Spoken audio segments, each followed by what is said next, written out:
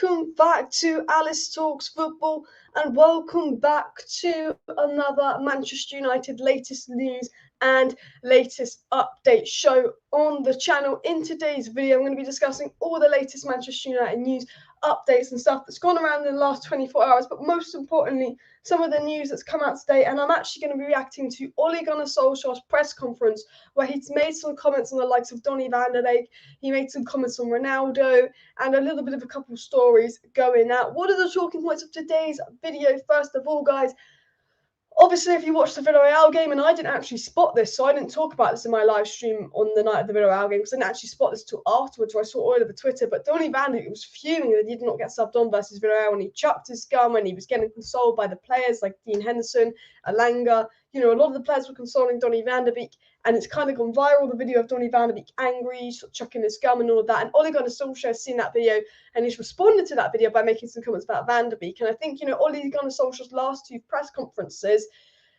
he's kind of basically praising Scott and Fred in his last two press conferences, saying they work really hard, but then saying that Donny's not taking his chance. And it's a bit like, well, Ollie, like, I'm not trying to be rude or anything, but Donny, when he plays in the pivot, does a better job than Scott and Fred.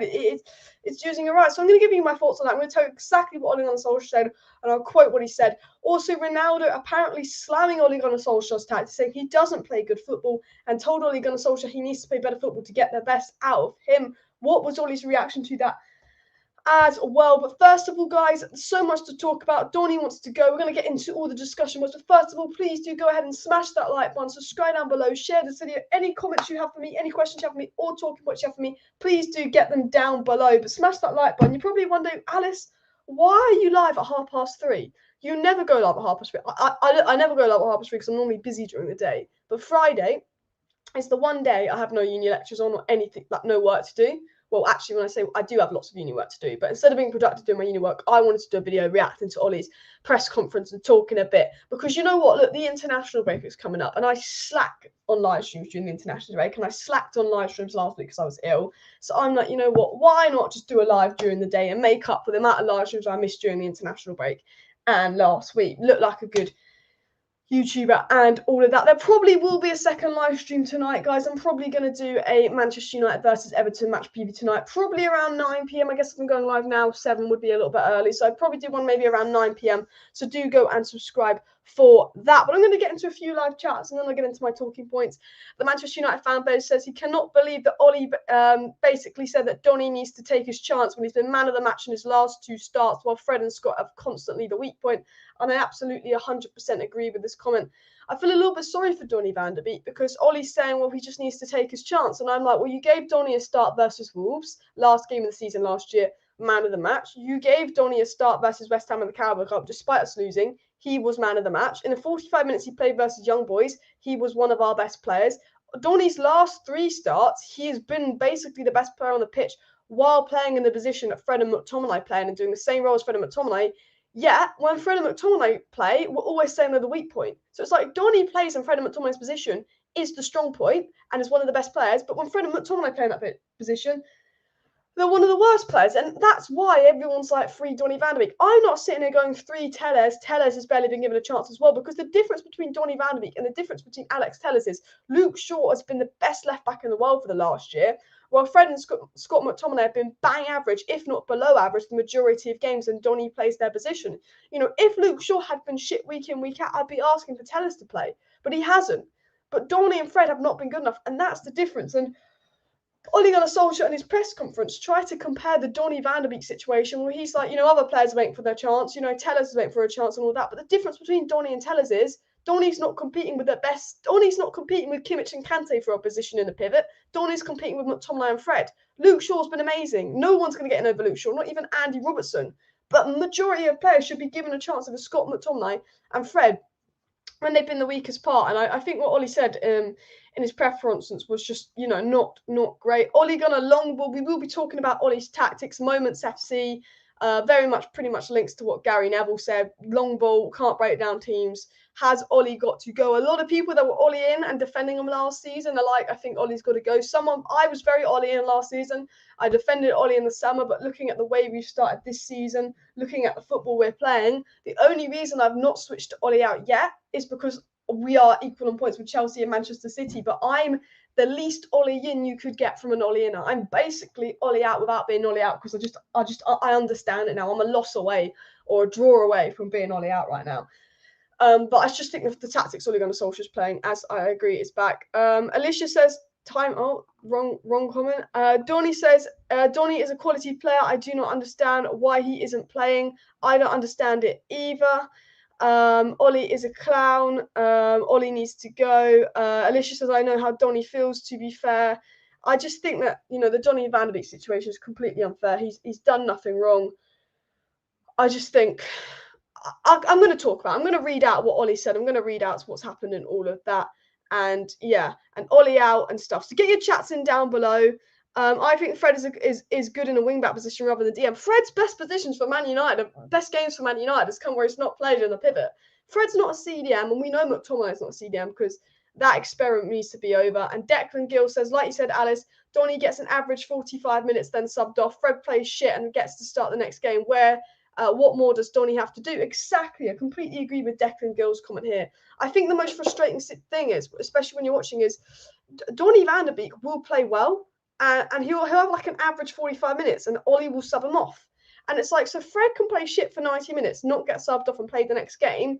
But if Fred put in the performance Donny put in when Donny got subbed off, we'd be saying it was a good game for Fred, and Donny still gets subbed off. And it's like, I think with Ole Gunnar Solskjaer, he does have favourites, and I think that's his problem, because there's some players that he will just sub off. Fred could be having the worst game of his career, and he's had a couple of stinkers, and he'll stay on the pitch, but he'll sub other players off as well. I think, Pogba wasn't great the other day, but Pogba was a lot better than McTominay. Yeah, it's McTominay staying on the pitch and Pogba being subbed off. And I think it's just another example of Ollie's favouritism, which I think definitely needs to be stopped. Mark Lewis says there must be something happening in the dressing room. There's no manager would do that to a player without a reason. And I agree. We are going to talk about the dressing room. Is Ollie losing his dressing room and all of that? And Frenchie's Bet said because he cost Man United a goal against West Ham, that's why he's not using. But he was still man of the match because of how progressive we were in the midfield. And Siobhan says Ollie has his favourites and he will continue to play them. I 100% agree. I think Ollie's favourites could cost him his job. Ollie's favouritism, Ollie's stubbornness, looks like it's going to cost him his job, because at the end of the day, we are the luckiest team in the world right now. I'm a Manchester United fan, and when Liverpool fans, when City fans, when Arsenal fans are raging saying Man United are lucky, I'm agreeing with them. Last season, when people said that Man United were lucky in Manchester United, I'm like, no, we weren't. But this season, we have been the luckiest team in the world. If David De Gea had not found his form back, we'd probably be equal with points to the likes of Arsenal and Spurs in the league. We'd probably be on 0 points in 2 Champions League games. Manchester United are very, very lucky. We've been ridiculously lucky this season, and luck runs out. And this is my situation. If Ollie continues to play this style of football with this stubbornness, with his lack of giving new players an opportunity, I think it will cost him his job. Now, what Ole Gunnar Solskjaer did react to Donny throwing his gum. I'm sure you've seen the video of Donny throwing his gum after he was not subbed on. If not, if you haven't seen the video, guys, and you want me to show the video on the screen, I can get up on my Twitter and share my screen. Let me know down below, because I will show you that video if you haven't seen the video of Donny throwing his gum. But I'm sure you guys have gone and seen that. But Ole Gunnar Solskjaer reacted to Donny's frustration on Wednesday night. And Ole Gunnar Solskjaer said that he understands the frustration. Every player is keen to play. That is built into the energy and determination for when you come on. Then it's showtime. That's not just Donny, it's all the players. So Ole's saying it's not just Donny. Like, lots of other players are in a situation where they want to come on and they don't come on and they're frustrated. And Ollie says that Donny was ready to come on, but Ollie goes, but I've been a sub more than once and I've wanted to come on, I've not come on. We just have to be ready all the time. Blah, blah, blah. That's what Ollie said. And Ollie then said, it's not just Donny Van De Beek. I've got a squad of players, internationals, that if we're going to be successful, we need positive energy, no sulkers. So what Ole Gunnar Solskjaer basically said, and Ole Gunnar Solskjaer basically slammed Donny. He said, I want positive energy in the squad. I do not want players sulking. Donny's not the only player in this position. Now, I could look at Ole Gunnar Solskjaer and go, you know what? Cavani hasn't really been used. Lingard hasn't really been used as much. Bailly's barely been used. I mean, Donny's not the only player at Manchester United that has that has been underused. I thought Tuanzebe was underused last season. I thought Amad Diallo was underused last season. I think Eric Bailly was massively underused last season, because Eric Bailly, when he played, was normally better than Maguire and Lindelof. I think Dean Henderson, he can't really complain because of how good De Gea has been, but a player like Dean Henderson would want to start more. Again, Tellers can't really complain because of how good Luke Shaw's been, but I'm sure Tellers would want to play more. So yeah, Donny Van De Beek isn't the only player that, is an international player and is not being used as much. But the thing with Donny Van De Beek is Fred and Scott are the weak point in our team. And even when Scott McTominay's injured and Fred can't play because of suspension, he still won't start Donny Van De Beek. He will do anything not to start Donny. He even would play James or Mata, so he didn't have to start Donny Van De Beek. And I think Donny Van De Beek's frustration is Ollie seems to do anything to not start Donny. And when Ollie isn't winning a game, Donny's the first person he subs off when, even if Donny's having a better game than Fred. Like, Donny and Fred could start together. Fred could be putting in a 1 out of 10. Donny could be putting a 10 out of 10. But if we're 1-0 down in the 60th minute, it's Donny being subbed off and not Fred. And I think that is why Donny's frustrated. And I completely understand why Donny would be so frustrated. So I think that's the situation as well. News about Ronaldo slamming Ollie's coaching. I will get into that in just a second. Cyberware says Ollie and all his coaching stuff is an absolute joke. Ronaldo will not tolerate the Sunday League football manager. And this is exactly what I'm going to be talking about, because Ronaldo had some comments to say on Ollie's coaching and his style of football. And I don't think Ronaldo is particularly happy with the way Ole Gunnar Solskjaer is playing. Now, according to Mark Ogden, Cristiano Ronaldo has made it clear to Solskjaer and his coaches that he can further increase his goal ratio if Manchester United become sharper and quicker when distributing the ball in the opposition's half. So apparently Ronaldo has had a conversation with Ole Gunnar Solskjaer and said, look, I can score you more goals, I can be better, I can play better football if you go and do this. And that's apparently Ronaldo's told Ollie, we're playing too slow football, we're not moving the ball around quick enough, we need to be better when we attack, you need to change up tactically, and he said he can score us more goals. That's what Mark Ogden has said. He also said that Cristiano Ronaldo made it very clear that he wants to up his goal ratio, and apparently he's not happy with the football we're playing. And Mark Ogden also did mention that Manchester United's coaching staff believe Rafael Varane has helped improve United's speed of play, as he's more capable of moving the ball forward with pace and precision than Harry Maguire, Victor Lindelof and Eric Bailly, which I agree, and that the Manchester United coaching team want the team's defensive players to get the ball to the attackers more quickly, which will in turn enable them to feed Ronaldo and take advantage of their opponents being out of shape and out of position. Now, I want to quickly elaborate on this thing. I think the problem with Manchester United this season, and especially in these last few games, is all the teams we've mostly struggled against are teams that have come to Old Trafford and absolutely part of the bus. We seem to really struggle against teams that come to Old Trafford and part of the bus, and that's what Villareal did, because for some reason, Ole Gunnar Solskjaer's tactics are, a team comes to Old Trafford, then they play the low block against us, and Ole Gunnar Solskjaer's tactics still are, let's play Fred, let's play the long ball against a team that's going to come to Old Trafford and part the bus. And everyone knows that's not going to work. And, Ronaldo's not had many. Ronaldo's been living off scraps his last 2 games. The attackers haven't had much service. We didn't score in 3 games. There's got to be something to do with it. And it's the way we're playing. And what they're trying to say is, and what Ronaldo's trying to say to Ollie is, if Ollie moves the ball quicker, if Man United play a better style of football, if we can ping, pong the ball a bit quicker, we are more likely to take advantage of that and score goals. And I think the news coming in is that Ronaldo's not happy with the style of football Ollie plays. He doesn't rate Ollie's tactics. He wants Ollie to play quicker football because he wants service. And Ronaldo's come to Man United and he's seen that we are playing this crap football with McTominay and Fred, and he's not getting any service. And I think, Ronaldo's likely to be frustrated. Of course, Ole Gunnar Solskjaer denies these comments. When Ollie was asked about the comments that Ronaldo made, Solskjaer said that, wow, Man United need to move the ball quicker. Wow, what an answer to what? Ollie laughed at it, said, what me and Ronaldo speak about is between us. We've not had a discussion about that. Ole Gunnar Solskjaer pretty much denies that, but definitely tactically, Manchester United need to improve. Ollie has his favourites and will continue to play them. Guys, please do smash that like button. Let's go for 150 likes by the end of the live stream. I know it's not a normal time I go live, so I don't know if I'll have my regular people in the stream. So everyone just keep smashing the like button. And let's see if we can get 150 likes. And of course, subscribe down below to Alice Talks Football if you are new. Jamie Sanchez will be lurking. He's working at the moment. Big up everybody watching while at work. And Anto says, Glazers are doing a great job. Ole Gunnar Solskjaer, a long-term contract. That's because you're a Liverpool fan, Anto. It's because you're a Liverpool fan. All the rivals are Ollie in. Am I Ollie in? I'm not Ollie out. This is the thing. I don't want to say I'm Ollie in because if Ollie got sacked, I wouldn't be bothered. But I'm not Ollie out yet because I don't want to go, even though Ollie's not convinced me at all this season, and even though I'm slating Ollie every performance this season, the only reason I'm not officially Ollie out is because we are equal in points with Chelsea and equal in points with Manchester City, and we just beat Villareal, even though it was the least convincing win I've ever seen from Manchester United. If Man United drop points to Everton, I'm officially Ollie out. It's just like I'm the least Ollie in you could be. I'm basically on the fence, If we win 10 games in a row and we play good football, then I'll still be Ollie in. But if we drop points in our next game, if we play shit football in the next game, I will be Ollie out. I'm very, very on the fence with my Ollie and Ollie out. I just think I can understand why anyone is Ollie out. I mean, to be fair, if you do an Ollie and Ollie out debate, you're more convincing as an Ollie outer. I'm pretty sure the Ollie outers right now could easily win an Ollie and Ollie out debate. But I'm just like, we're equal points with Chelsea, we're equal points with City. Do I believe Ollie's going to win the trophy? No. Should I be Ollie out? Yes. But am I going to be officially Ollie out? Not until we knock next drop points. To answer your question, if that does make sense, by the way. Ollie and all his coaching staff is an absolute joke. Ronaldo will not tolerate this Sunday League manager. And Nanto says Manchester United were lucky last season because Liverpool had injuries. Yeah, I think Liverpool were unlucky most with injuries last season. Man United got a fair few injuries.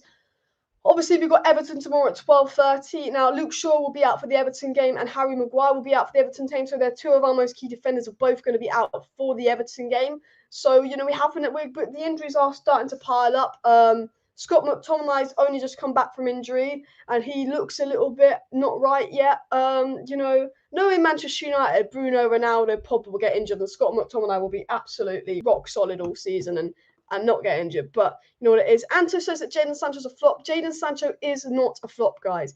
I'm going to say this. Sancho is not a flop. I actually thought Sancho was pretty decent versus Villareal. He was taking on his man. He was dribbling. He was making things happen. He just didn't get enough of the ball. And the full thing for Sancho was, because when we played Villareal, Pogba and McTominay just were not good in the midfield. We tried to play a 4-3-3 versus Villareal with Pogba, McTominay and Bruno. Look, when we played a 4-3-3 with Matic, Pogba and Bruno was brilliant. When we played a 4-3-3 with Matic, Pogba and Bruno, post-lockdown United, it was absolutely brilliant. But we try and get McTominay to do that Matic role. And unfortunately, McTominay's not a CDM. We've seen the McTominay experiment over and over again. Scott McTominay is not a CDM. He's not good enough to be a CDM. He's a good box-to-box player. I think if we had a good CDM and we played Scott McTominay as box-to-box, he'd be a really, really good player because he's had some really convincing games at box-to-box. But a CDM, I've never watched Scott McTominay play as a CDM and go, bam, this guy's good. I'm sure Lindelof and Tuanzebe and Donny Van De Beek are probably better CDMs than Scott McTominay. They haven't been given the chance.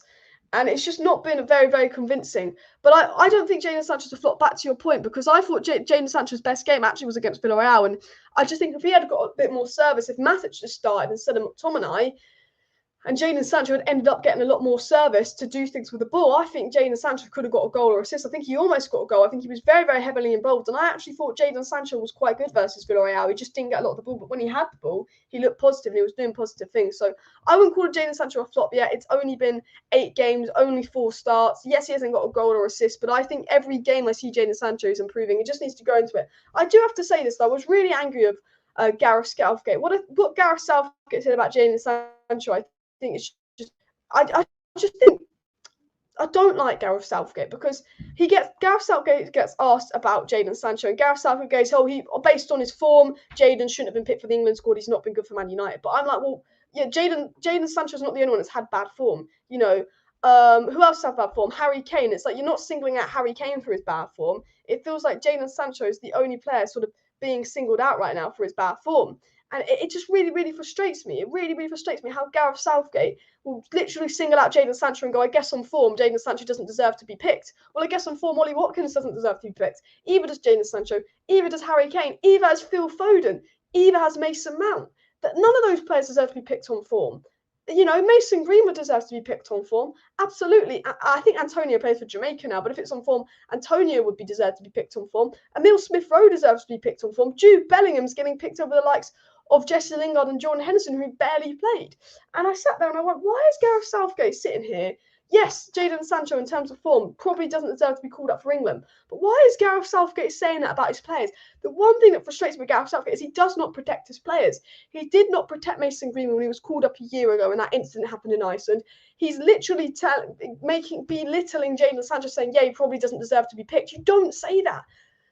Jadon Sancho's confidence was ruined after the Euros when he missed the penalty, the amount of abuse he gets. And then you're saying that he was just singling out Jadon Sancho as the one player that doesn't deserve to be picked on form. I'm sorry, even as Harry Kane, but you're only bringing up Jadon Sancho in it. I don't know why that really, really bugged me. Matic and Pogba need to start versus Everton. I absolutely agree. I will get into a little bit of a lineup talk about for Manchester United versus Everton. But for me, the difference between Pogba and Matic and the difference between Pogba and McTominay is a massive difference.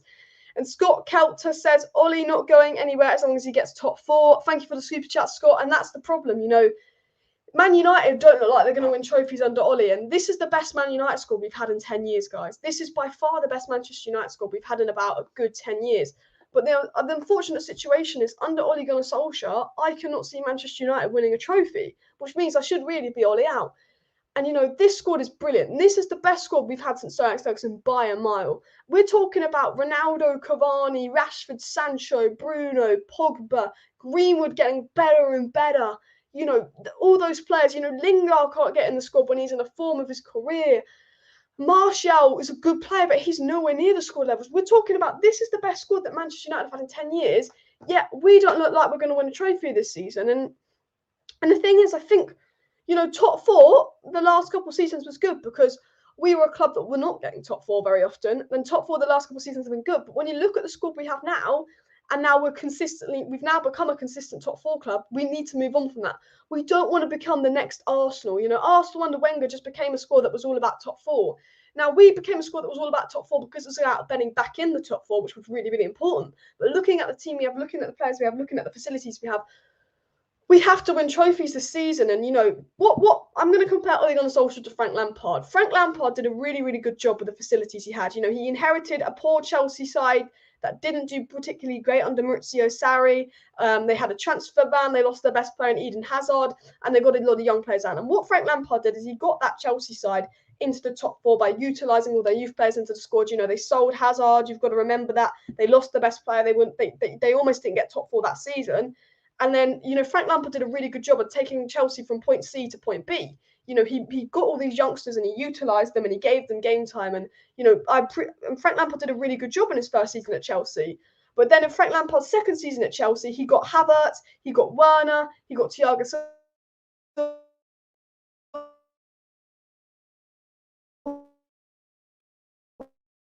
to point B, get them in the top four, utilise some young players in and you know, do a good job in his first season. But as soon as the pressure came on Frank Lampard, and as soon as people were asking questions of Frank Lampard, saying that Frank Lampard needs to do more than just get Chelsea in top four, this was when Frank Lampard needs to win trophies with the squad he got. Frank Lampard didn't know how to manage the likes of Ziyech, Pulisic, Havertz, Werner.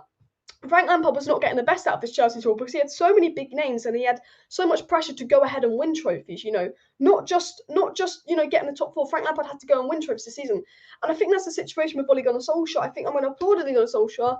He's done a really good job of taking over that deadwood Mourinho squad and getting us back to being a good squad and a top four squad. And Ollie's, you know, got us top four 2 seasons in a row. He took over a bad squad. He brought the right names in. He sold some of the right names. We've got a really good squad, really good youngsters. He's brought the likes of Mason Greenwood through. And I applaud Ole Gunnar Solskjaer for taking us to point C to point B. But I can't see Ole Gunnar Solskjaer taking us from point B to point A. I think, like Lampard, Ole Gunnar Solskjaer is out of his depth with all these big names. Now the pressure's on for Ole to get a trophy. He actually has to do something with the squad. You know, he's not just improving us, he's got to win something, and he's got all these names. I feel like Ole Gunnar Solskjaer's out of his depth. And just like Lampard, I do feel like if the Glazers did sack Ole Gunnar Solskjaer right now and bring an elite manager, we would go and win a trophy this season. And it's not too late. You know, we're still in the title race. We're still equal in points with Chelsea and City. But I don't think we're going to win the Premier League under Ole Gunnar Solskjaer because we can't rely on moments of luck. We can't rely on moments of FC, moments of magic. And I sit here and I go, look, like Lampard, Ollie took us from point C to point B, did a good job. But can Ollie, like Lampard, take us from point B to point A? I don't believe it. And I do think we're not going to win any trophies because Ollie cannot manage having these good players. You know, the fact that our manager will sit and watch Scott and Fred play week in, week out, watch McTominay play shit as a CDM week in, week out, and still think that McTominay can do a good job at CDM is worrying. When we see Matic play, Matic, yes, he's past his best. Yes, his legs are gone. Yes, Matic can't do it week in, week out. There was a point where I was saying, get Matic out of this club, sell him. But Matic is by far the best CDM we have at this club. All our best games we played in the last 3 years under Ole Gunnar Solskjaer has involved Nemanja Matic. When he was interim manager, Matic, Herrera, Pogba, fantastic, controlled the midfield, won all those games. Ollie got a contract. Post-lockdown, Manchester United, we went 14 games unbeaten in the Premier League. Bruno had signed. Who do we play? Bruno, Matic, Pogba. Absolutely brilliant. All of a sudden, Ollie's job came under pressure last season. He was too scared to lose. He realised Victor Lindelof and Maguire need protection and we're going to concede 2-3 goals a game. And then we started playing McFred this, McFred that. And we just haven't played good football since. All the games where Man United have played good attacking football have involved Matic. And it just really frustrates me because I'm like, an elite manager would know that Scott McTominay and Fred are not the answer. You know, Look what Tuchel did to that Chelsea squad. Chelsea had a brilliant squad. Lampard did a brilliant job in his first season, but wasn't doing a good job in his second season. Abramovich sacked Lampard, brought an elite manager in Tuchel. Chelsea won the Champions League. We have a squad 2 nights ago. I talked about this in my Villareal reaction. We want to play a 4-3-3 at Manchester United, and we tried to play a 4-3-3 versus Villareal. And one thing I'd really, really like to see is, because I love Bruno Fernandes, and I think our team needs to be built around Bruno Fernandes. Of course, I think he's our most important player. I do think he's the most important player. But if we need to rest Bruno Fernandes, I think we should go to a 4-3-3 and rest Bruno Fernandes every now and then, because we can't play Bruno week in, week out. He's going to tire out. We saw Bruno tire out and drop off quite a bit at the end of last season. I would, like we did when Ollie was interim manager, we played Matic, Herrera, Pogba when Ollie was interim manager. I'd like to see Matic, Donny and Pogba play it as a 4-3-3. So Donny's not a cam. Donny and Pogba are a box-to-box player, and Matic is the CDM. And we did Matic, Herrera, Pogba when Ollie's interim manager, and it really, really worked. And I'd really like to see Matic, Donny and Pogba as a midfield three and give Bruno an opportunity to actually be rested one time, because I think if we keep playing Bruno week in, week out, we're going to tire out Bruno. And I really think, if Donny does that Herrera role, Matic did what he did when Ollie was interim manager, and Pogba did what he did when Ollie was interim manager, we can actually afford to rest Bruno every now and then and play good football. Because didn't we buy Donny as a Bruno replacement? Because when Ollie first brought Donny, he kept subbing on in Bruno's position and using him as a Bruno replacement. Well, Donny can't do Bruno's role in the 10 role, but if we use Donny and Pogba as two box-to-box players, I'm pretty sure Donny is probably a better box-to-box player than Bruno. Maybe that would be a chance for Manchester United to actually look at resting Bruno Fernandes for a change of play that we massively overplay. Varane should play on the right with Pogba. That's just how they play. Varane is in right centre-back, you mean? I don't know why people are calling Jadon Sancho a flop this early. I absolutely agree. Guys, please do and smash that like button if you have not already, and subscribe down below. Vincent says intensity, Alice, is what we lack. Ollie is not that far. If he managed second last season after a terrific start, he can deliver the league this time with more intensity. Look, I'm going to say one thing. The football Man United are playing right now is not convincing. Yes, we're equal on points with Chelsea and City. Yes, we're only 1 point off first. Yes, we just beat Villareal. But other than the Leeds game, none of the football we've played this season has been the tiniest bit convincing. We've not played well this season. Newcastle, we were okay. West Ham, we won because of De Gea. Villareal, we won because of De Gea. Southampton, we got lucky not to lose. Wolves, we got incredibly lucky to win that game. I don't know how. We've not been convincing this season at all. Is it too late to become convincing? No. Could like Everton last year? Remember this time last year when we had Everton, Ole Gunnar Solskjaer's job was on the line. And if Ollie lost to Everton, he would have been sacked. But if Ollie beat Everton, he keeps his job. And all of a sudden, Ollie's job came on a bit of pressure, and he beat Everton, and we went on that unbeaten streak of like 14, 15 games. We played really well, and we're still unbeaten away from home since that game versus Everton. And I go, is it too late for Ollie now? And I say no. I think if Ollie wants to keep his job at Manchester United, he needs to change things up. Because, we're lucky to be equal on points with City and Liverpool, City and Chelsea right now. Yeah, we're lucky to beat Villareal, but our luck's going to run out if we keep doing this football and relying on moments of individual brilliance. I think it's time that we look at Ole Gunnar Solskjaer, we look at Manchester United, and we actually go, Ollie, if you continue playing the way you're going to play, you're going to get sacked. You're losing the fan base. Can you believe that the majority of the fan base are Ollie out when we're only 1 point off a Premier League and we just won? I can, because we're playing shit football. And I think we need to look at Ollie and go, it's not too late for you to change your football. And I think if Ollie went, you know what, McTominay's not a CDM, Fred's not a CDM, I'm going to go back to the Matic, Donny football that was working really well, even though I've not given them a chance, then I think Ollie could actually go on a run, build a streak, play good football, and win the fans back. And I don't think it's too late for Ollie, but yeah, please do subscribe down below, by the way, if you're not subscribed to Alice Talks Football. Of course, smash that like button and all of that. We're on the road to 20,000 subscribers, so if you're new to the channel and you're not already subscribed, I will be doing a match preview to Manchester United versus Everton tonight, by the way, guys. So do subscribe for that. 9 p.m. tonight, Man United versus Everton match preview. They'll be showing the elite lineup for the game and all of that. Donny should leave so we can have some peace. Look, I'm going to talk about the Donny Van De Beek situation. I think it's a bit boring talking about Donny Van De Beek situation because we talk about it a lot, we do. But I don't blame Donny Van De Beek for chucking that gum out. I do not blame Donny Van De Beek for chucking that gum out whatsoever. Do you know why? Because he's not been given a fair chance. if any fan seriously believes that Ole Gunnar Solskjaer has given Donny a fair chance, enlighten me in the comments. If any fan believes that Donny is the one acting out and he has been given a fair chance, let me know why in the comments, because I don't think he has. There's a few fans that think he has, but I don't. I look at Donny and I go, he started 2 games this season, and by 2 games he started the season, he got subbed off at half time because Wan-Bissaka got a red card. Did Donny deserve to be subbed off at half time? No. Ollie subbed off Donny Van De Beek at half time so we could go to a back 5, and it didn't work, and we lost 2-1. So clearly Donny wasn't the reason we lost that game, because when Donny was playing, we're 1-0 up. After we sub off Donny, we lose 2-1. Okay, Donny's had one 90-minute start this season, was man of the match. Donny started 1 Premier League game in the pivot, and that was against Wolves last game of the season, man of the match. Donny's last 2 games where he's played 90 minutes in the pivot, he's been man of the match. Can you believe in the last 6 months, Donny's only played 90 minutes twice? I can't believe it, because it's not fair. Donny gets 45 minutes versus Everton with Matic in a pivot, man of the match by a clear mile. For me, Donny has every right to be angry with Ollie and chuck his gun, because it's not like he's watching Kimmich and Kante play in the pivot. He's watching Fred and McTominay play in the pivot. And I think anyone who has eyesight can tell you that Donny Van De Beek's better than Fred and McTominay. And so is Matic. And so is Matic, to be fair. But at least Matic gets a bit of a chance. Matic gets subbed on and changes the game. Because the whole reason we were so poor versus Villareal was because we were losing the midfield. We didn't have a CDM to collect the ball off the defence and bring it quickly to the attack. McTominay did not know what to do as a CDM. We didn't have any players to collect the ball off the defence and bring it to the attack. That's why we weren't playing well against Villareal. Matic comes on, we play a lot better because Matic can do that CDM role. And it's like anyone with their eyes knows that Donny and Matic better than McTominay Fred. Better than McTominay Fred by a mile. Guys, please do smash that like button, by the way. Let's go for 150 likes on the video. So if you have not hit that like button, please do go ahead and hit that like button. Of course, subscribe down below to Alice Talks Football if you are new, and all of that. We are talking about Ronaldo, obviously criticising Ole Gunnar Solskjaer's style of football.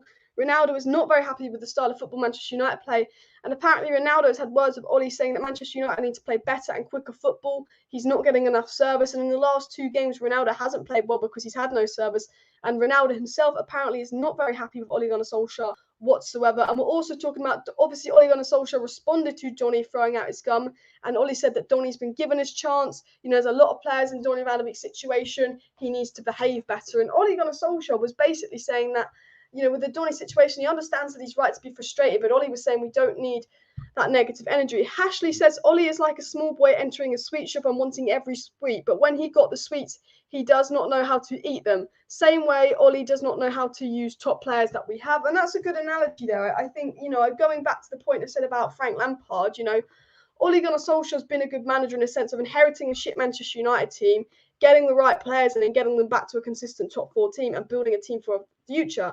But I don't think Ole Gunnar Solskjaer is the right manager to inherit good players and get the best out of them, because, what Lampard did with Chelsea was a really good job. He got all the players he wanted, he got all the money he wanted, he got the team he wanted. He couldn't handle all these elite players and he lost his job. And I think that's the exact same situation with Ole Gunnar Solskjaer.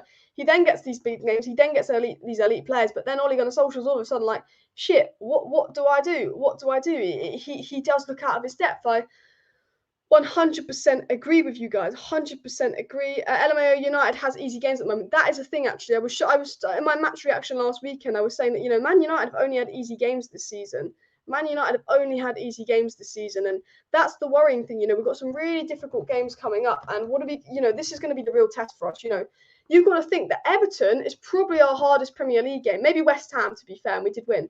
But, to be fair to Ole Gunnar Solskjaer, Man United, when the pressure's on, when it's a hard game, we normally play better. It's normally the shit teams we drop points to, because last season we gave Sheffield United their 2nd win of the whole season, and then we went and beat Manchester City with 22 games unbeaten. So maybe having some tough games will be good for Ole Gunnar Solskjaer, because we play our worst football against our worst opposition. Like, the thing is, the worst games Man United have played have not been against Manchester City and Liverpool. The worst games we've played have been against weak opposition who part the bus against us. We can't break them down. And so maybe having a lot of tough fixtures ahead could actually be a blessing in disguise. I know this sounds mad, but, we do sometimes play better against tougher opposition. Obviously, last season we got a lot of 0-0s. But, we can't break teams down. That's our weakness. We play counter-attacking, long ball over the top football, and we can't break teams down. And that has been our weakness. So maybe, you never know, having all these tough games could be a blessing in disguise. But as you can see on my screen here are the fixtures coming up. Here are the fixtures that we've played. So we played Leeds. Leeds have been shocking this season. Easy 5-1 win. Okay, we played Southampton, a Southampton team that lost Danny Ings and their best centre-back, and we drew 1-1 with them, and Southampton could have won that game 2-1 if it wasn't for De Gea. Yes, we beat Wolves here 1-0, but were we good versus Wolves? No. Were we lucky? Yes. Okay, we beat Newcastle 4-1, but we should be beating Newcastle 4-1. We beat them 4-1 last season, so it doesn't suggest any improvement for last season. We lost 2-1 to Young Boys after taking a 1-0 lead, which was a disgrace. We beat West Ham 2-1, but it could have been 2-2. I mean, to be fair, we should have had a shit ton of penalties. But again, this win against West Ham was not convincing. We then lost to West Ham, and to be fair, the best football we played all season was in this 1-0 loss to West Ham. We then lose to Aston Villa, again, shocking football, not convincing. We beat Villareal, but again, shocking football, not convincing. And you've got to think, these games are all winnable. Every game we've had this season, you would expect Man United to win. But we've lost 2 games. We've lost 3 games already this season when all of them are winnable games.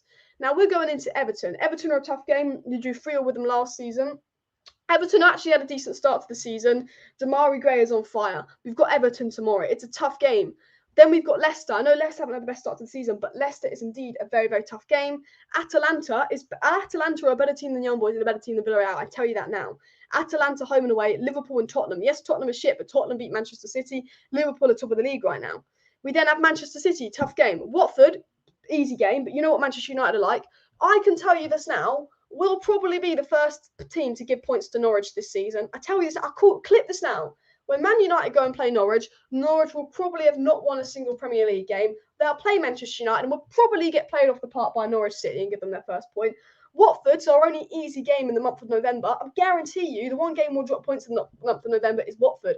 I could see us beating Liverpool, beating City and dropping points to Watford because when we play teams that part the bus against us, when we play teams that play negative football against us, we also play negative football. But because their negative football has better tactics, we get outplayed. So then we go into Villareal again. Then Chelsea. Then we go into December. Crystal Palace looking good. December's nice, but November, October. I talked about this in the earlier live stream. Look at the fixtures Manchester United have in November and October. The fixtures we have in November and October are a lot harder than the fixtures we got in August and September. And as a Man United fan, we're coming out of August and September very, very disappointed. We're coming out of August and September going, Man United should be playing better. This football for Man United's not good enough. We should be doing a better job. And I 100% agree with you. The football we've been playing, absolutely not good enough. But yet, we've now got harder fixtures. And will it be a blessing in disguise? Will we actually, because, I guess harder fixtures, they're less likely to sit deep and it'll be easier to break them down. So maybe it will benefit us. But could this be the end of Ole Gunnar Solskjaer? Because I do think if Ole Gunnar Solskjaer is going to lose this job, I think it will be in the month of November. I call this now. If he's going to lose his job, I think it will be in the month of November. Do go ahead and get your chats in down below, by the way. Guys, any questions for me, please do pop them in the live chat. I'm going to be reading a couple of questions in the live chat, talking a little bit about the Ronaldo and Ollie squabble, the Donny and Ollie squabble as well, which is the main talking point of this video. And of course, if you're not subscribed to the channel, please do go ahead and subscribe down below to Alice Talks Football for daily Manchester United content and updates. I will be live again tomorrow night, tonight, by the way, guys, at 9 p.m. is a Manchester United versus Everton match preview. So do make sure you subscribe for that, and we'll talk about the Everton game, the Everton lineup as well. So we've got lots and lots to talk about.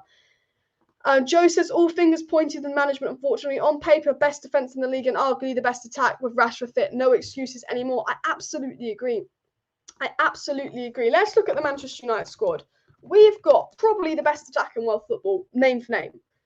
If you look at the names, we probably do have the best attack in world football. If you look at our back four, we probably have one of the best back fours in the league. But why aren't we performing like a team? You look at Man United's squad, and you look at Aston Villa's squad, and our squad is miles clear of Aston Villa's. You look at Aston Villa's team, you look at Manchester United teams, we're miles clear of all their players on paper. We're miles clear of Villareal on paper. You look at the names in our squad, we should be comfortably beating Aston Villa, comfortably beating Villareal, but we're getting played off the park. It's not like we're losing to Villareal and Aston Villa and playing really well and they're getting lucky. In fact, we're the ones to be lucky. We're versus Aston Villa, who had the most clear-cut chances? Aston Villa. Aston Villa had the better, more clear-cut chances versus Villareal, who had the more clear-cut chances? Villareal. And you think for a team with Ronaldo and all these elite names in, surely Manchester United should be the team with the most clear-cut chances dominating games, and we're not. And the only reason Ollie still has his job is because it's physically impossible for a team this good to not get top four or not get out this Champions League group. because we can play as shit as we want. We can play with no football, no style, no momentum. We can play crap football, but when you have a player like Cristiano Ronaldo, you can play shit and win a game in the last kick of their game, because all Ronaldo needs is one chance. Villareal created 4 or 5 good chances. They couldn't put it away. If Villareal had Ronaldo and we had Villareal striker, we would have lost that game 4-0. If we swapped goalkeepers and we swapped strikers against Villareal, we would have lost that game 3-4-0, because we got completely outplayed. And Ole Gunnar Solskjaer's in a job where he's almost unsackable. If the Glazers, this is what I'm trying to say, the Glazers will accept anyone as long as they get top 4. The Glazers are like, we're like the old Arsenal. As long as we get top 4, you're not going to get sacked from Manchester United. And because of the players Ollie has, he's basically in an unsackable job, because he could do fuck all and it feels like he's doing fuck all and not manage this team, but they'll still win him games. They'll still get him top 4 just because of how good the team is. It's like he almost is unsackable because he can do the team. It's mad.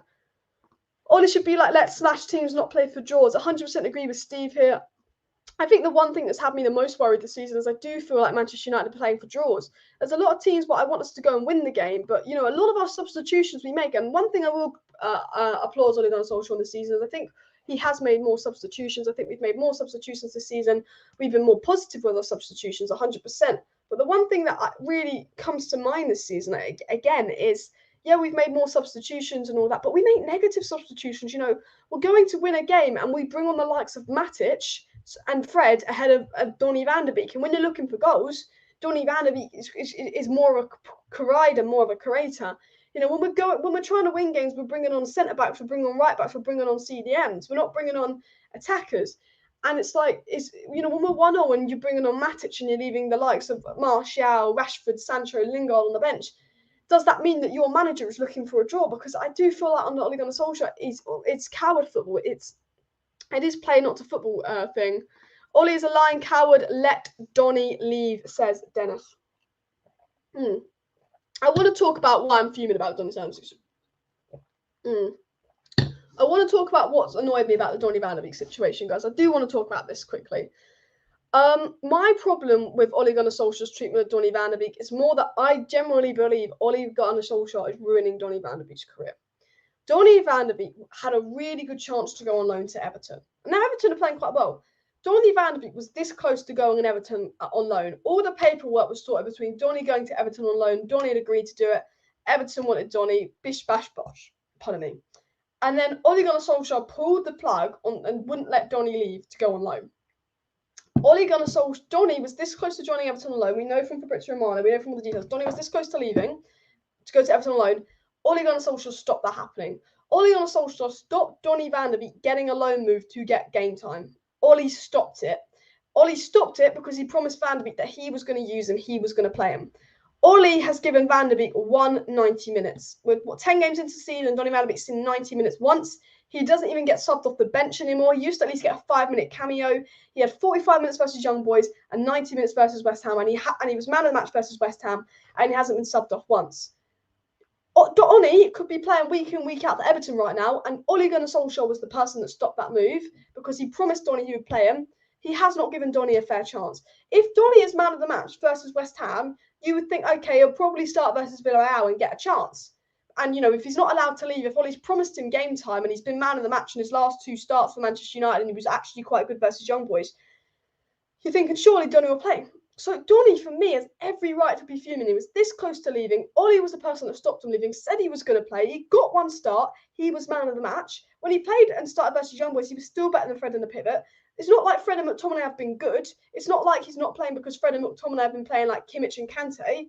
And so I think Donny Van De Beek has every right to be fuming because he's now not in the Dutch squad. Donny Van De Beek, at 22 years of age, was playing in a Champions League semi-final, was getting man of the match performances week in, week out in the Champions League, was in the top 20 Ballon d'Or contenders. Remember that, guys. In the top 20 Ballon d'Or contenders, one of the best young up-and-coming talents, a regular Dutch international. He goes to Manchester United to go to a top league. He's only competing with the likes of Scott and Fred McTominay, who have been our 2 weakest players over the last year and a half, without a doubt. He then wants to leave because he's not getting game time. The manager stops him leaving to get game time because he says he's going to play him. And then the manager doesn't play him. So for me, Donny Van De Beek has absolutely every reason to sit there and be fuming with Ole Gunnar Solskjaer because I would too. Honestly, I think the treatment is awful and all of that. But yeah, please set notifications on, says Diego. Yeah, please do subscribe to Alice Talks Up if you're not subscribed. But either way, we're on the road to 20,000 subscribers. Of course, smash that like button, put your notifications on, and all of that. And Rene said he would take Donny Van De Beek at Leicester, unless if you wanted Yuri. Donny Van De Beek would get Leicester have a better midfield than Manchester United. Leicester City have a better midfield than Manchester United. Sumer, Yuri Tielemans, and Ndidi would walk in that Manchester United midfield on top of Fred and Scott McTominay. But even though Leicester have a midfield better than Manchester United, I guarantee you Donny Van De Beek would start quite a few games for Leicester in the midfield. You know, I guarantee you Donny Van De Beek would start. I think if Donny Van De Beek was at Manchester City, he would be starting more games in the midfield for Manchester City than at Man United. I'm sure if Donny Van De Beek was at Liverpool, we'd be starting almost week in, week out. If Donny Van De Beek was at Leicester, he'd be starting more than Manchester United.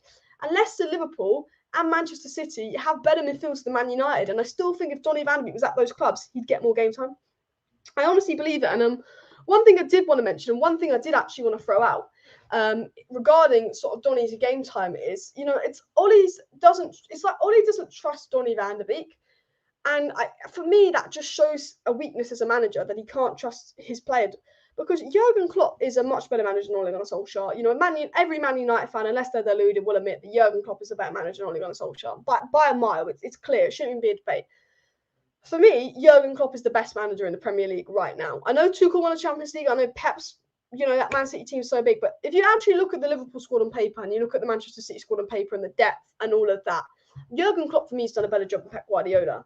If you want my honest opinion, the stream is a little bit laggy, by the way, guys. Is the stream lagging, by the way, guys? Is the stream lagging? Let me know. But back to my point. I hope the stream isn't too laggy. I've just got the Wi-Fi thing going up. But Jurgen Klopp is a much, much better manager than Ole Gunnar Solskjaer. And the thing is, Liverpool have a better midfield than Manchester United. They've got the likes of Fabinho. They've got Keita. They did have Wijnaldum.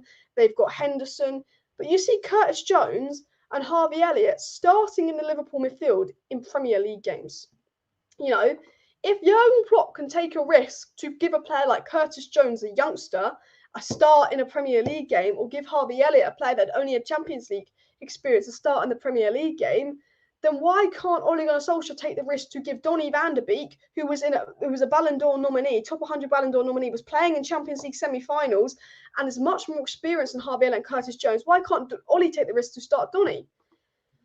I think it's mad. I don't get it. Jurgen Klopp, best manager in the world, right now, in my opinion, will literally give Harvey Elliott a start and a chance in the Premier League game. Will give Curtis Jones a start and a chance in the Premier League game.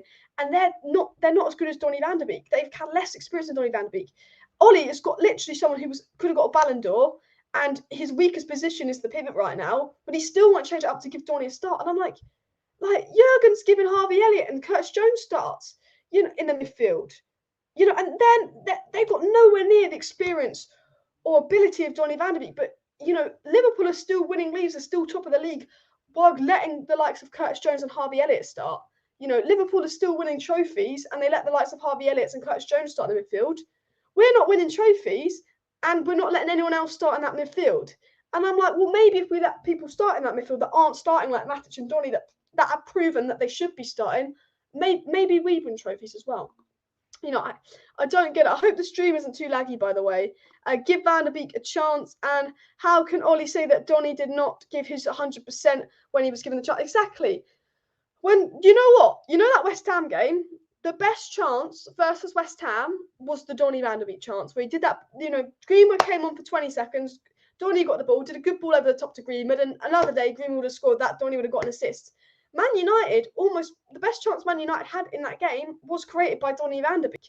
Donny Van De Beek was man of the match in that game. Can't get a start, can't even get a minute, can't even get 5 minutes subbed off the bench, ahead of Fred, ahead of Matic, ahead of Lingard, even though when Lingard started versus West Ham in the Carabao Cup, he was one of our worst players, and when Donny started, he was one of our best players. But yeah, Lingard will come on and Donny will stay on the bench. Fred was awful versus Wolves, awful versus Southampton. We did one game without Fred versus Newcastle, and that's the only game we started the season without Fred in the midfield, was versus Newcastle in the Premier League. Controlled the midfield. Matic played quite well, takes Matic off, goes back to Fred. It's mad. Too many individuals help Ollie save our job. We are a team of we're not a team. We're Moments FC. We're a team of individuals. We're not a team. I can't phrase it right. We're not a team. We're 11 individuals. That's what it feels like at Manchester United. 11 individuals on the pitch. It is really what it feels like.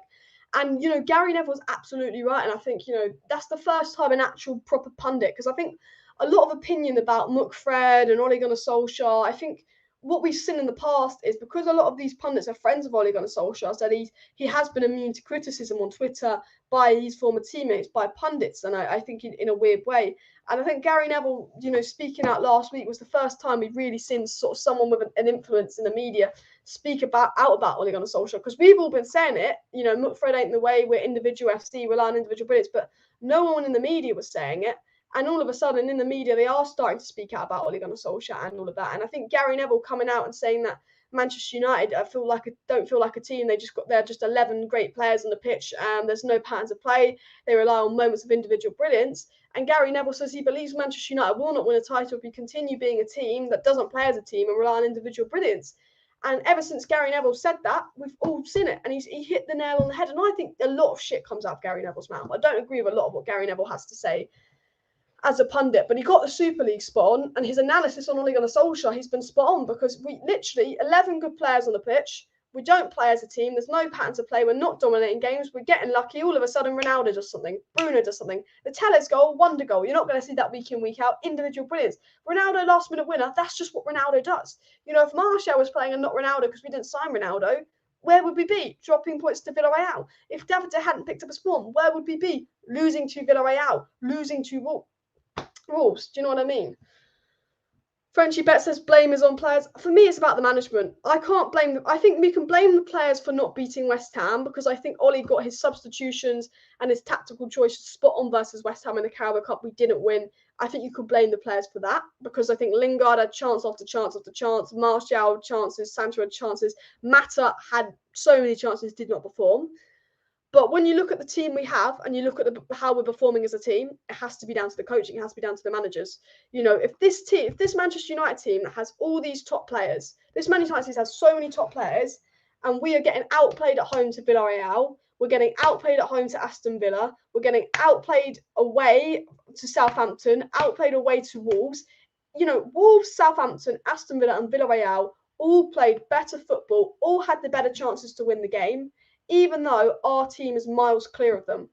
And that has to go to the coaching, that has to go to the manager. How can a team with Pogba, Bruno, Ronaldo, Varane, Luke Shaw, David De Gea, Sancho, Mason Greenwood get outplayed with a team called Villareal that have got one win in the last 9 games, with Unai Emery, who failed with Arsenal? Do you know what I mean? It's down to the coaching, it's down to the manager. Because you know what? Look at the difference between Lampard and Tuchel. Lampard's Chelsea were getting outplayed. Tuchel comes in. They win the Champions League very convincingly. Definitely deserve the Champions League. Been absolutely brilliant in the Premier League since. Barely conceded any goals. Look at the difference Tuchel made to that Chelsea squad. And it is down to coaching, because we knew that Chelsea squad was good enough to win the league, but they didn't win the league because Lampard fucked up in the last few months. Tuchel comes in, proves, goes pretty much unbeaten. And it's like, okay, if we got Zidane in, he would be doing a better job than Ollie, because right now Ollie is doing the worst job he can while still getting results. If that makes sense, I feel like he's not playing well, but he's still managing to get results. I think it's mad. Paul Lee says Pogba not playing good too, but Ollie haven't got any choices.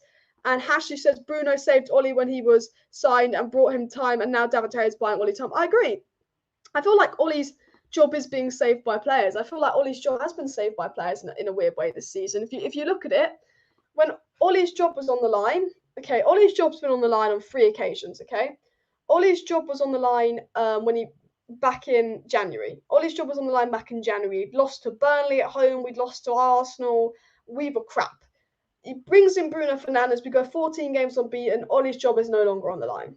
Then we start the last season absolutely horrifically.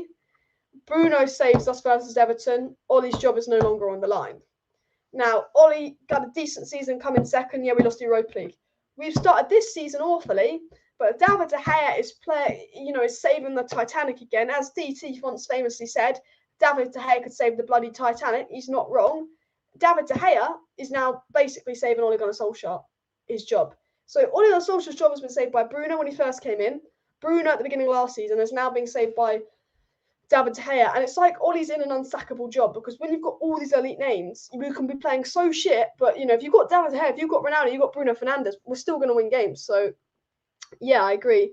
We should support the player more than the management staff. Yeah, for me, I've always been, you know, we always have to support players. You know, when Jesse Lingard did that awful assist to Young Boys, I wasn't going to go on a Jesse Lingard.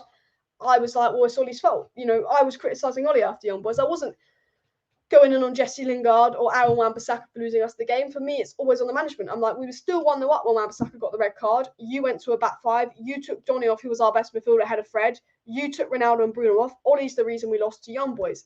You know, for me, unless we are playing really good football, dominating a game in which the attackers aren't performing or the defence makes stupid mistakes, and we don't deserve to lose the game and we lose the game, then it's on the players. But if you don't deserve to win a game and we don't win, it's on the manager. If we don't deserve, if we, you know what I mean? I kind of stumbled that, but you know what I mean. Dennis says you can have the best ingredients in the world, but you need a good baker to make a good bake. Exactly. You need a recipe.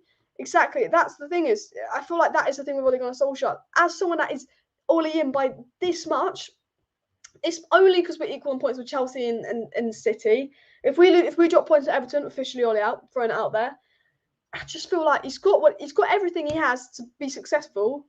But I feel like we're playing worse than we were last season. I feel like we're not playing well at all. It's like Ollie's got all these facilities, and I just don't feel like we're playing well. Moments FC we are. Smash that like button if Manchester United are Moments FC.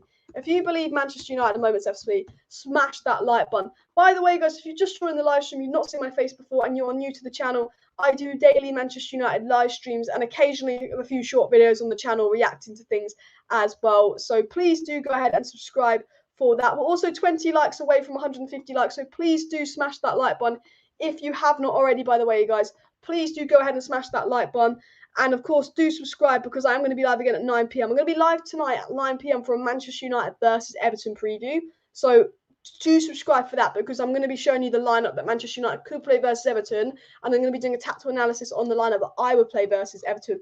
I've got a video that I do want to show you if I can find it as well, by the way, guys. I've got a video. If I can find this video, I'm going to show you a really cool video in a second as well. Let me get through a few more live chats. Let me know your score predictions for Everton down below. Why Ollie not use Ronaldo left wing and Cavani strike at the same time? Because they're both strikers at the end of the day. They're great strikers.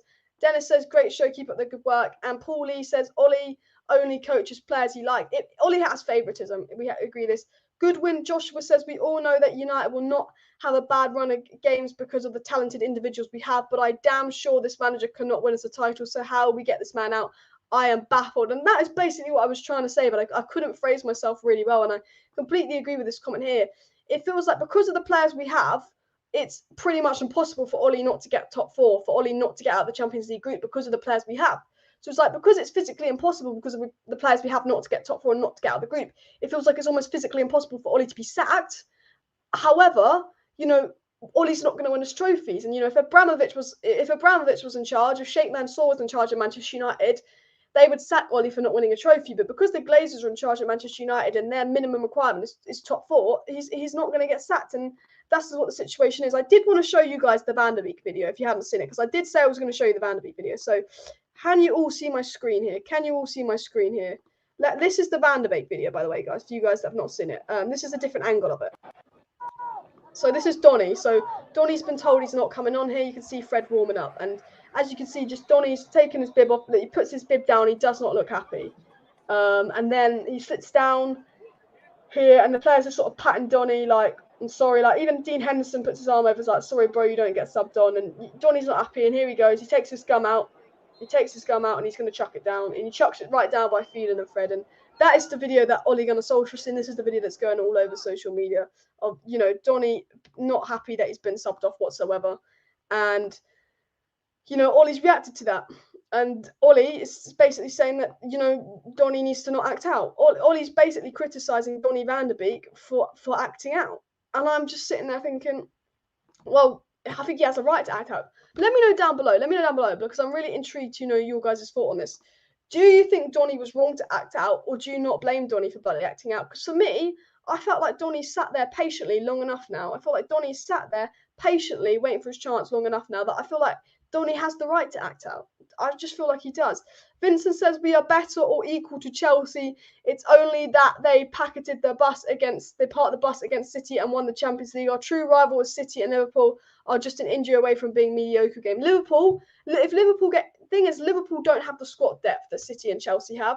Liverpool do not have the squad depth that City and Chelsea have. So Liverpool are an injury away from, potentially being out of title race. I think if Salah got a serious injury, and I really like Salah, and I don't want him to get a serious injury, even though I'm a Man United fan. I think if Salah got a serious injury, or Van Dijk gets injured again, Liverpool potentially out of the title race. But Man City have the depth that they can put up a few injuries, but again, Manchester City don't have elite strikers, so we can't use the fact that we don't have a top CDM to not win a title, because Manchester City can win a title that striker. Chelsea, I think, have a good squad, but individual for individual, maybe. I still think Chelsea have a better squad than us. To be fair. Is Donny leaving, says Niall Kane? That is an interesting question. Well, Donny Van De Beek will probably leave in January. And actually, that was something I wanted to talk about that I completely forgot to talk about. I think Donny has requested to leave in January. That's the news coming in. Donny has requested to leave in January. What I was going to talk about is, and I got it written down here, and Donny to leave in January. This is what I want to talk about. Ole Gunnar Solskjaer has now got a very good squad with a lot of depth. And when you have a lot of depth in your squad and you've got a lot of good players, you do need to learn when you need to rotate and when it's time to give other players a chance. And with Pep Guardiola, with Thomas Tuchel, I think after Chelsea and Man City, Manchester United have the most depth out of all the squads. We have better depth than Liverpool. We do have better depth than Liverpool.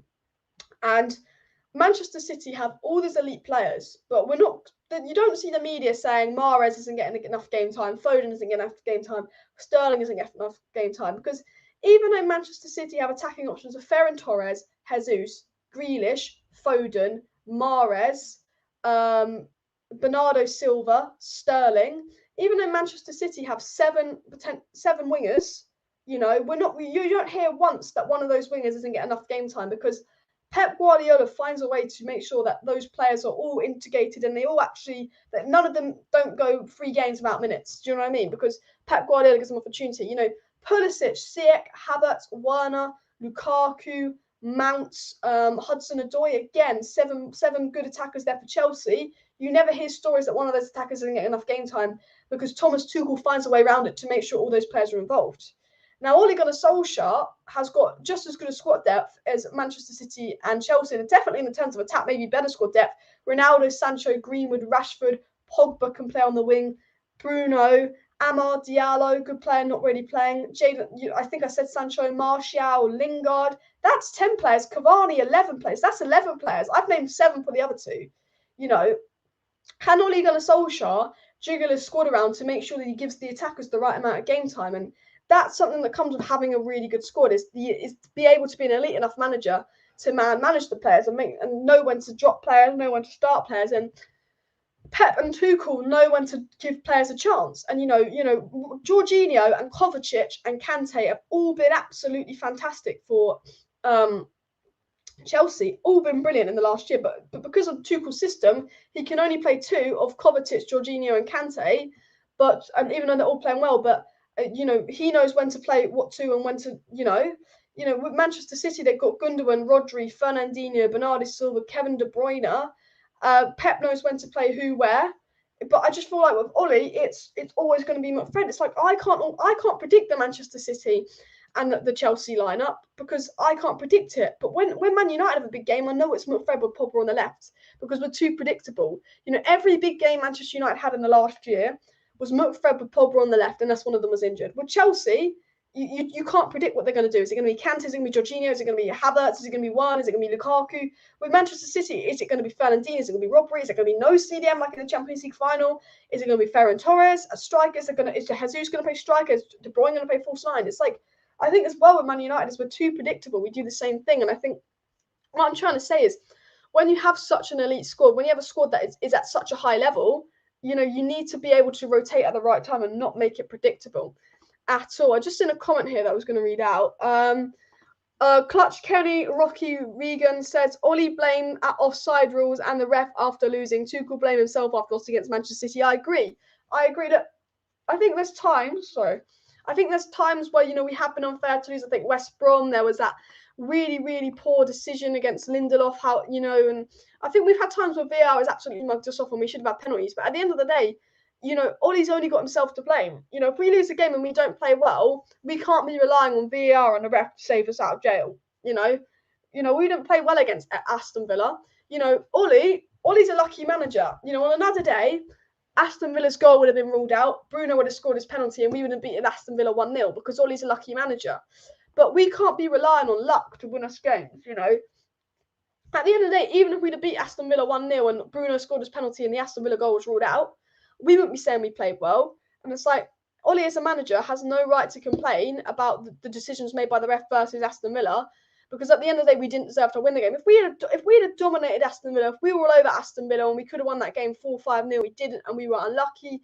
And Ollie talks about the offside and all of that.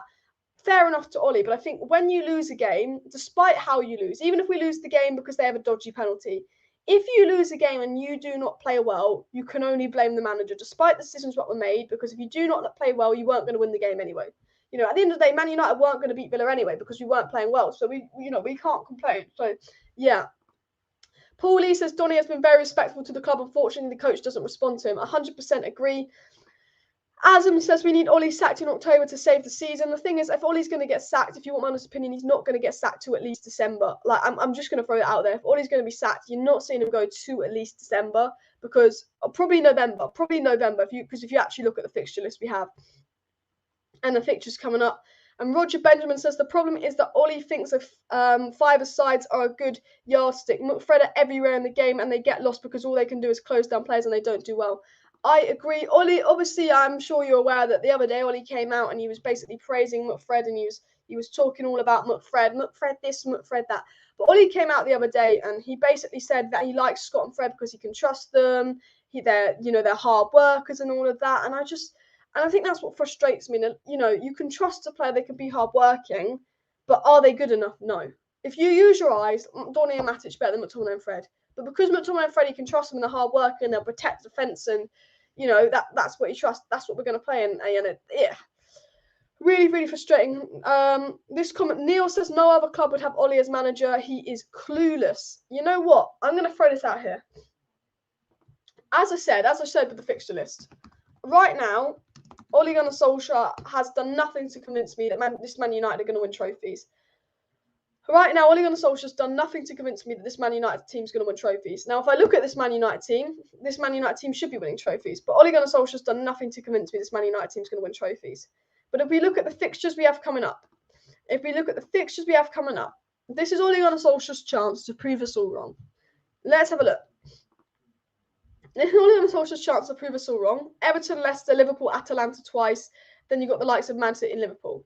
Now, this is either going to be where Ole Gunnar Solskjaer falls as a manager, gets failed and gets sacked, or he's going to prove us wrong, okay?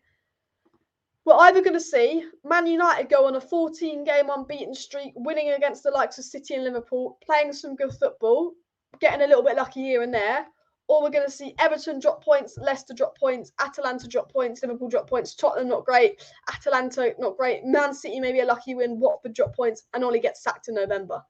Now, if you look at all these games coming up, if Ollie drops points in 3 of those games, he's probably going to get sacked in November. So this is Ollie's month to either be like, I'm getting sacked in November, or I'm gonna prove all of us wrong and prove that I'm a good manager and I can manage elite players. It's going to go one of these ways. Daniel says, I hope Ollie can be as good as Sir Alex if giving time. Me too. I hope that Ollie can, I'm not going to sit here and say give Ollie time. I think anyone that sits here and still would happily say give Ollie time, I think you're mad. I don't think any of us can sit here and go, give Ollie time. Ollie deserves time. He doesn't deserve time. He's had time.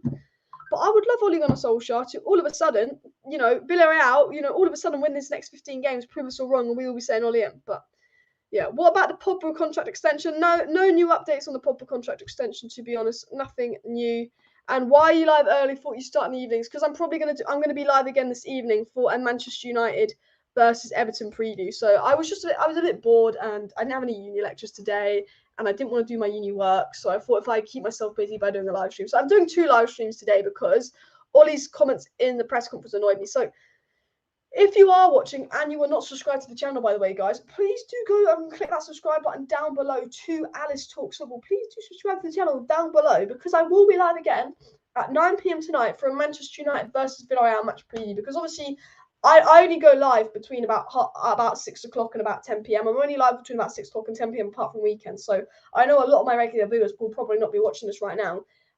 So, you know, if they miss this live stream, it's fine, because some of the talking points in today's live stream will be a match preview, but I will be doing a match preview versus the lovely Everton tonight. So do subscribe for that. Ollie is doing what Lampard did before Tuchel came in. Absolutely agree. And Clutch Kenny says another trophy of the season.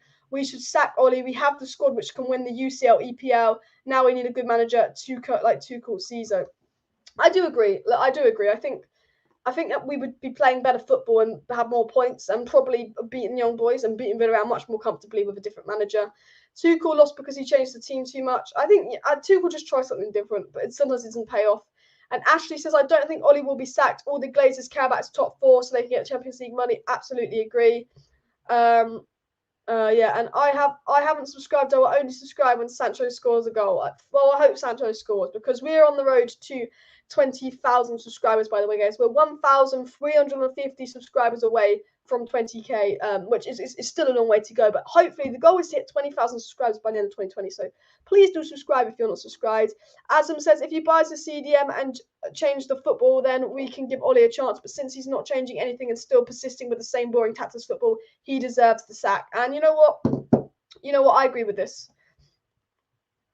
I think the thing is, you can back Ollie, but if he's doing the same old mistakes week in, week out, I think that's why everyone's going Ollie out, because nothing is changing. It's the same mistakes, it's the same old performance week in, week out. I think you can back a manager, but if they are making the same mistakes week in, week out, look, you know what? I do agree. I do agree. Guys, keep smashing that like button. By the way, subscribe to the channel if you are new. David Hughes says Atalanta are the Italian lead, so they could be okay. Ollie will park the car against City. Yeah, to be fair, if Atalanta come and attack us and play some exciting football, it'll probably thrive into our hands. 2 likes away from 150 likes, guys. So let's hit 150 likes by the end of the live stream, because I am going to end the live stream in just a second. And if Man United fans will be happy with the win, yes, the tactics are atrocious, but at the end of the day, it's the win. Doesn't matter how we get them. Yeah, look, if we win 20 games in a row and we're playing shit all 20 games, at the end of the day, all I care about is the win. I would rather Man United win 20 games and not be convinced by any of those 20 games, but we win 20 games in a row than not win 20 games in a row, because then I guess it does work. But I just think you can play shit and win, but you can't play shit week in, week out and win, because luck does run out. That's what I'm trying to say. We can play shit under Ollie and win, but you can't play shit every week and win.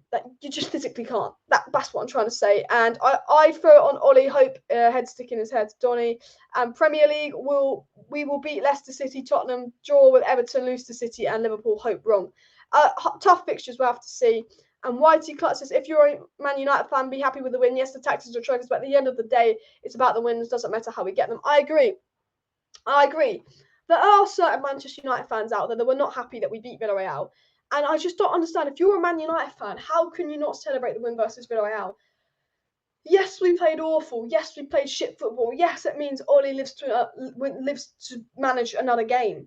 But surely, if you don't celebrate the win and the last-minute Ronaldo goal versus Villareal, you can't be a Man United fan, because at the end of the day, yeah, we're playing shit. Yeah, the win wasn't convincing, but all I care about is winning. Because if we'd have lost to Villareal, I'd be sitting there miserable fuck. I'd be sitting there being an absolute miserable fuck, guys, fuming, all annoyed, and thinking, oh my god, we're not going to get out of the group stage again. We're going to get bantered. You know what? I thought the win wasn't convincing, but I was gassed after the game, because I was like, that win is so important. I mean, we should be winning that game a lot easier, but that win versus Villareal is so important, because if we didn't make it out the group stage 2 years in a row, do you know how much we would get bantered? And they have all the right to banter us, because we're not in a group with PSG and Leipzig this year. We're in a group with Young Boys and Villareal. Imagine if we didn't get out. And you know what the worst part is? If we don't get out of the group, we're going to be getting bantered by Arsenal fans. Now, Chelsea, City, Liverpool fans, they can banter us. But when you're getting bantered by Arsenal fans, you hit a new low, because look how shit Arsenal are. And they'll be loving it if we got knocked out of the group. And the funny thing is, Arsenal fans seem to enjoy Man United getting knocked out of the Champions League more than anyone else, because when you support Arsenal and you haven't been in the Champions League for 6 years, you're just hoping your rivals aren't in it, so it makes you feel a bit better about being shit. And if we'd have dropped points to Villareal, oh my days, guys, oh my days, fuming. I would have been officially all out if we drop points versus Villareal. Here's a like and a new subscriber. Thank you very much. And Piano Man says, Ollie has no patterns of play. We discussed this, I agree. This team is too slow with the side passing, allowing other teams to sit back, and they can't break the team down. 100% agree. And Ronaldo will be the reason Ollie gets sacked, mark my word. Do you think Ronaldo could have the impact on the dressing room to get Ollie sacked? Do you think Ronaldo could have this is a question for you guys, and this was something I was, because I'm going to do a live stream next week, because it's the international debate, there probably won't be much going on, so I was going to do like some Ollie in, Ollie out debate live streams. I was going to do it's Ollie losing the dressing room debate live streams. I have a question for you guys. Do you think Ronaldo has the power to get Ollie sacked, in the sense of if Ronaldo turns on Ollie, would the whole dressing room turn on Ollie? And I think yes. I think, Ronaldo apparently is already criticising Ole Gunnar Solskjaer, saying that he plays too slow football, we need to play better football. If Ronaldo doesn't play for Ollie and Ollie loses the respect of Ronaldo, at the end of the day, I know Ollie's the manager, but I guarantee you, all those players look up to Ronaldo more than they look up to Ole Gunnar Solskjaer. I don't think there's one Manchester United player that looks up to Ollie more than Ronaldo, because look, Ronaldo's Ronaldo. And I think if Ronaldo turned his back on Ollie, he would completely lose the dressing room. I mean, is Ollie starting to lose the dressing room? Van De Beek's furious. Apparently, Pogba's not happy with Ollie. Bruno's been subbed off and doesn't look as happy as normal. Is Ollie losing the dressing room? Because if Ronaldo turns on Ollie, that's the dressing room gone. Because I think Ronaldo's one of those players that can have an absolutely massive impact. And we saw it happen to Mourinho at Chelsea. There's a few players in football that can impact a whole team. And when Mourinho had a really good season at Chelsea, then there was an instance where Mourinho sacked that woman who came on, and then I think Mourinho lost the respect of John Terry. And John Terry is a Chelsea icon, a Chelsea legend. Even though Mourinho had won 3 Premier Leagues for Chelsea and a Champions League or whatever it was, John Terry was the Chelsea icon, the Chelsea legend. And when John Terry turned on Mourinho lost that whole squad, lost that whole dressing room. No one was performing, and they came 12th that season. Chelsea did absolutely awful. And it's like, I think Ronaldo would have an even bigger impact than John Terry, because Ronaldo's Ronaldo. And I think if Ollie starts to lose the respect of Ronaldo, and there's rumours coming in that Ronaldo's not happy with the football that we play, then Ollie would lose the dressing room. And if Ollie loses the dressing room, he's in big, big trouble, because for a team that relies on individual brilliance, for a team that relies on individual moments, Moments FC, if you lose the respect of your players, they're not going to come up with those massive, mad moments to win you games. The only reason Ole Gunnar Solskjaer is still in a job at Manchester United is because the players play for him. The fact that we can be so atrocious in the first half for nearly every game last season and go 1-0 down, but then come out in the second half, another team, for nearly every game last season, was shown that the players play for Ollie. But if the players stop playing for Ollie, then we're just going to fall down a spiral and almost be like that Chelsea team under Mourinho that season. And then if Ronaldo's already questioning Ollie's tactics, and Ronaldo's saying to Ollie, why are we playing so slow? I'm not getting any service. I'm frustrated. I'm annoyed. And then Van De Beek's now acting out, and Van De Beek sat there very respectful every year, and he's now acting out. And if Lingard's trying to get more game time and playing for himself, and if all these players that aren't playing are unhappy and then they're playing for themselves, then the more and more players play for themselves, Ollie's just losing the dressing room. And then if Ollie loses the dressing room, he's going to be sacked, because, Ollie would have been sacked last season, but the players played for him, because, as I said, awful in the first half, come out second team in the second half, shows the players play for him. If Ollie loses the dressing room, then, yeah, he's sacked. So you don't have Ten Hag or Zidane. I take Ten Hag, but Zidane's available now, so you'd have to wait till the end of the season for to hang. And Clutch Kenny says, by the way, if Ollie gets sacked, who is the new manager? Conte, Zizou, Ten Hag, Ruben? Honestly, I would probably put money on someone like Zidane, but not 100% sure, to be fair. And the fitness levels of CR7 should be an example to other players. Yeah, absolutely mad that CR7 36, Cavani 34, and CR7 36. I want to talk about Eddie Cavani.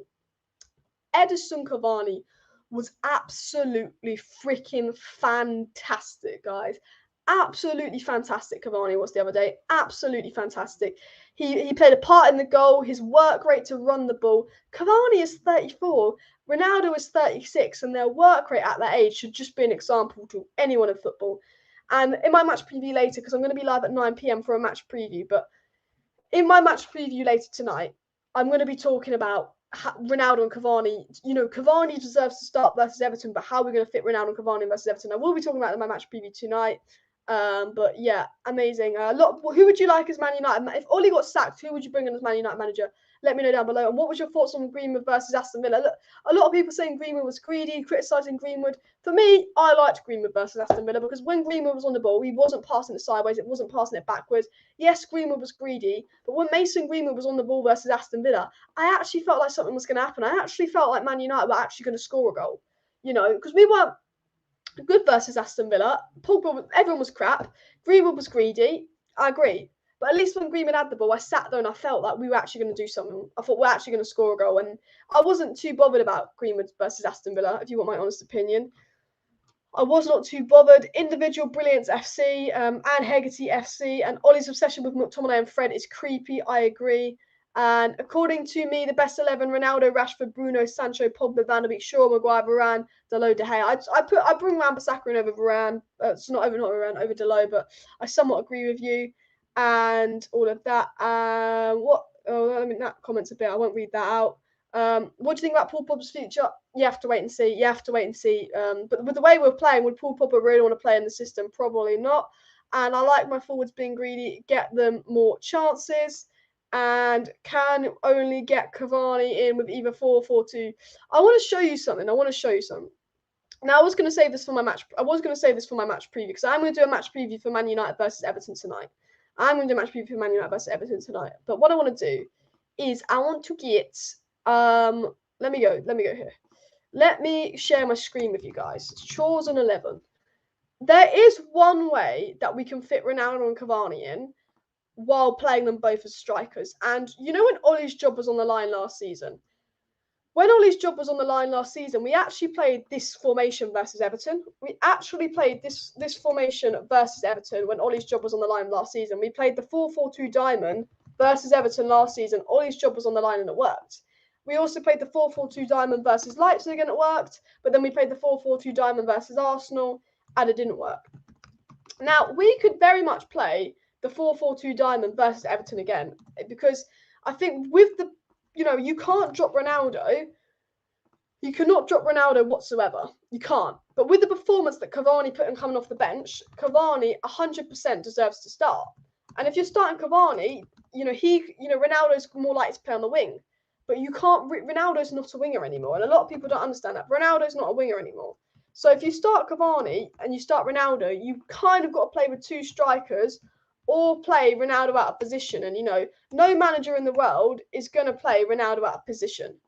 So the only really way I can get my head around it is you go to a 3-5-2 or you go to a 4-4-2 diamonds. You go to a 4-4-2 diamond formation here because we did play a 4-4-2 diamond when we played Everton last year. And I'm going to talk more in depth about this at 9 p.m. tonight. So if you're not subscribed, I'm going to be live again at 9 p.m. tonight where I'll talk a lot more in depth about this. But we could do this versus Everton. I think I'd like to see a 4-3-3, Matic, Pogba, Bruno on the midfield, Sancho out wide, Riemann out wide, and Ronaldo or Cavani up top. But for me, it'd have to be Ronaldo. But with Cavani's work rate, with the performances Cavani's put in, and the fact that Cavani seems to score whenever he plays against Everton, you can't not play Cavani. When Ollie's job was under pressure last season, we played this formation versus Everton, and we beat them and played really, really well. And this formation saved Ollie his job because Bruno put in a masterclass. We beat Everton last season using a 4-4-2 diamond. Cavani and Ronaldo, both strikers, both on drop of ball. This is what I would do. The only problem is, it's going to be Fred and McTominay over Van de Beek and Matic. And for me, if we're going to play the 4-4-2 diamond, it's got to be Matic, Van de Beek, Pogba, and Bruno as the midfield four because I think it's the most expansive midfield four. You've actually got an out-and-out CDM, and when you don't have the wingers, you need that extra creativity in midfield. Unfortunately, Ollie would probably play the 4-4-2 with Scott and Fred and absolutely ruin it and make us play shit in the 4-4-2 diamond. But we played this formation versus Everton, we beat them. Cavani needs to start, and Ronaldo needs to start the same squad, but they're not wingers, so we can't really play Ollie's 4-2-3-1. So you're looking at this is what we'd have to play versus Everton. This is the way we'd have to play versus Everton. I will get into more depth about that at 9 p.m. tonight because there will be a match preview at 9 p.m. tonight, but I will talk more about that. I might ask to see if I can get some guests on for the match preview because I've already done a fat hour and a half live stream today, just me. So I might ask and see if I can actually get any guests on for the match preview and all of that. Looks good. I don't want to see McFred. The thing is, the sad thing is, that's the lineup I want to see, but we'll probably see McFred. Margot Robbie out, Alice in, says Alicia. And can we get Cavani in either a 3 at the back or 4-4-2? As you said, that's what I was trying to say. And all of that. And would you guys consider Mark Hughes? No way. Nah. I don't think you could play anyone other than Matic in that position. We can't. You're true. You're absolutely right. You put the nail on the head, but Ollie will try to. And Ashley Jenkins says, was Sancho brought as a bench warming buddy for Donny? Because when Rashford is fit, Sancho won't play. Exactly. You know, if Sancho can't play now, then how's he going to play when Rashford's back? This is why we need to get Sancho playing now, so Sancho can find his form, so that when Rashford's back, Rashford actually has some competition.